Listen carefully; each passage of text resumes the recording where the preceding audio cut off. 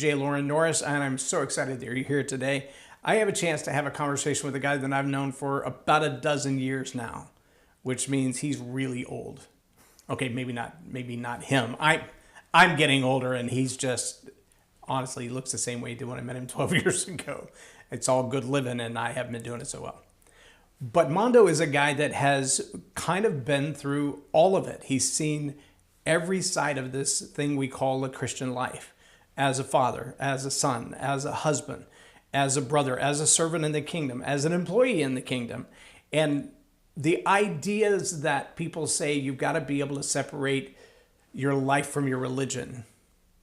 I think Mondo's existence kind of flies in the face of that. But I think the opportunity to hear it from his own mouth, what Jesus has done in his life from the first time they met until yesterday, I think some of it's going to blow your mind, and I hope you'll hang out for a minute and just enjoy this conversation as I chat with my friend Mondo Davis.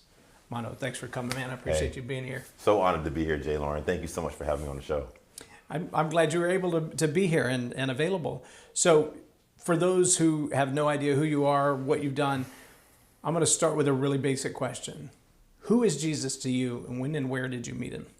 Jesus is literally everything to me.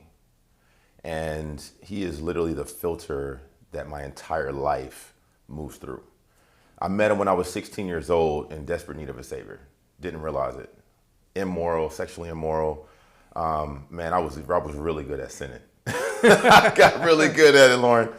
And I didn't even know how bad I needed a savior. Me and a couple of my friends, the guys that I would hang out with. One guy was white, the other guy's Hispanic, I'm black. We had all colors of the rainbow covered. We were out there together, and we went to a youth Bible study. I don't even know how we wound up at this Bible study, but all I remember Probably to cute this girls. day. Exactly, they invited us. That's what it was. You got it. Cute girls. And we wound up at this Bible study, and all I remember is the altar call. I don't remember the pastor's name. I don't remember what he said, what he preached. All I remember is that there was an invitation, and my heart just started racing. And I knew in this moment, you and myself, we're all walking up to this altar and we're giving our lives to Jesus today. So they kind of had their heads down. They were disengaged a little bit. So I wrapped both my arms. I'm playing football at the time, so I've been working out. Bam, I hit him with that bicep. Bam, I was like, guess what, guys? We're getting saved today. And I gave a nice little headlock squeeze and lifted all three of us up. And we all walked to the altar and gave our lives to the Lord.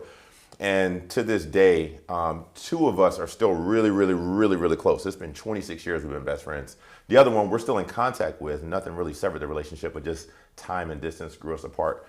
But with that being said, that's where I met Jesus at 16. And it's interesting because even though I said the prayer, even though I meant it with everything inside of me, Lauren, I don't know how many other believers have this experience, but I was saved, but I wasn't free. Got exposed to porn as a kid. Still struggled with that. And then it came to a point where over the course of 3 years, the Lord really began to deal with me on a personal level, began to speak to me on a personal level. And the things that were fun before, and by the way, if you're sinning and you're not having fun, you ain't doing it right. You're not doing it right. Like, you know what I mean? Like, God made these things to be enjoyable, but it's supposed to be enjoyed in the context in which he created it. Right. That's why it's supposed to be between one man and one woman in the context of marriage. There's some things that it protects you from. And when we engage in it in the fashion that God intended, we get to enjoy the beautiful bliss that it provides. Right. So with all that being said, it was about a 3-year process. And by the age of 19 is when I really gave God control. Sometimes we say the prayer and our intention is there, but we haven't really given God control over our lives. Yeah, I gave him the steering wheel. Conception to birth is a little bit of a time delay. Exactly. Yeah. So he became the pilot and the co-pilot at the age of 19. And from there, that's where the Lord has just been taking us on a journey up until this point right now. Now, when in that journey did you meet Lisa? So at 19 years old is when I met her. Right. And God was dealing with me at this time. And I remember when her and I met, I saw her. Oh my gosh, Lauren, you talk about a moment. We were there, University of Delaware, freshman orientation party. I walk in the doors. I look across and I mean, time stops. I can hear my heart beating. It slows down. And there's this majestic, angelic being just walking. I'm like, oh my God, this is the most beautiful woman I've ever seen in my entire life. And next thing you know, I'm in her face. And I'm like, hi, how are you? I'm Mondo Davis. I'm here for football camp. haven't seen you on campus, been here a couple of weeks. She looks at me and she says, well, I've been here all summer for the Black Student Union as the president, and I have not seen you at any of our events. I'll see you later. Bye-bye. And she gives me the hand and walks away. Later, player. I said, I'm in love. Oh my gosh. Well, fast forward, I hadn't seen her again. Next thing you know, 6 months goes by. She's in the cafeteria. I'm hanging out with some of her friends. And she comes into the cafeteria, and when she walks by us, one of the girls that we hung out with, just as friends, says, hey, Lisa. And she's like, oh, hey, Tawanda. And I was like, you know her? She was like, oh, her? That's just Lisa. I said, just Lisa. You need to introduce me to her. So she's like, oh, yeah, I'll introduce you. So she introduces me. I say hello. I ask her for her phone number. She's like, yeah, I'll take your number. And I found out later that she ripped it up. Third time's a charm. So now it's 6 months I see her, 1 year I see her, and then we're at the 18-month mark. Me and a couple of my buddies on the football team are in our dorm room and we're wrestling. I mean, we're acting like 5-year-olds. The fire alarm goes off. We take our wrestling match out on the yard in between the East and the West Towers at the University of Delaware. You probably have 200 or 300 kids watching us wrestle, laugh, rolling around in the grass. And then I look over near the fire hydrant and guess who's staring at me? Lisa. But she's got a little different look in her eyes. There's a little twinkle in there. And I'm thinking to myself, you didn't diss me twice. I'm not thinking about you anymore. Like, I'm over this. But what she didn't know is that I prayed to the Lord and I said, Lord, I just came out of a bad relationship. You've been working on me in terms of not only being saved, but also being free. And God, I don't want to date anybody in college. I really want to wait until it's my wife. So no matter what you do, Lord, bring me into contact with who I'm going to marry. And I'll wait until I'm done with college until that happens. And I had just prayed that prayer. And now she's giving me the eyeballs.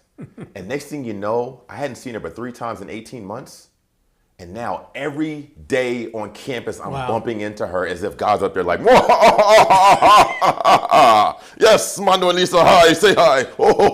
And next thing you know, every time we're bumping into each other, it's just this awkward like, hi, it's you again. So we wind up going on our first date down to Baltimore Harbor. We go to Uno's Pizzeria Grill, play some video games. And she falls asleep after an incredible evening on my shoulder on the way back to the dorm rooms. And she's literally drooling and snoring. And I'm like, yes, we're in. She's comfortable. She trusts me.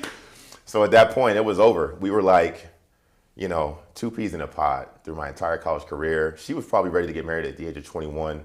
I was a bonehead. I didn't realize the opportunity in front of me. So not picking up those buying signals. I didn't pick them up, Loren. And next thing you know, it got to a point where we had kind of reached the max of where we could go in a relationship without getting married. And I was always taught, wait till you're 30 years old, go out and have fun. And little did I know I had this huge blessing of my wife waiting for me to just take that step and lead. And I didn't have the maturity level to do it. So we wound up breaking up and going our separate ways and saying, okay, Lord, if this is your will, then let it come to pass. And there's a whole nother back into that story. I don't know if you want to go there or not, but there's a whole nother back into that story in regard to how we came back together and got married. So let's talk about that when we come back from the break. Sounds good.